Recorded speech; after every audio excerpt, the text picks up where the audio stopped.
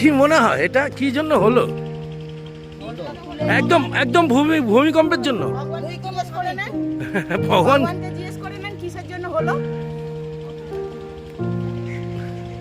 মোটামুটি এই ভূমিকম্পের জন্য তো অনেকটাই তো এখানে দেখছি ঢাল আছে এখানটায়। হ্যাঁ, জলটা না থাকলে মেন এফেক্টটা হয়ে গেছে। এখানে বাঁধ দেওয়া হচ্ছে। যাক ভগবান, তুমি বাঁচিয়ে দিয়েছো এবারের মতন।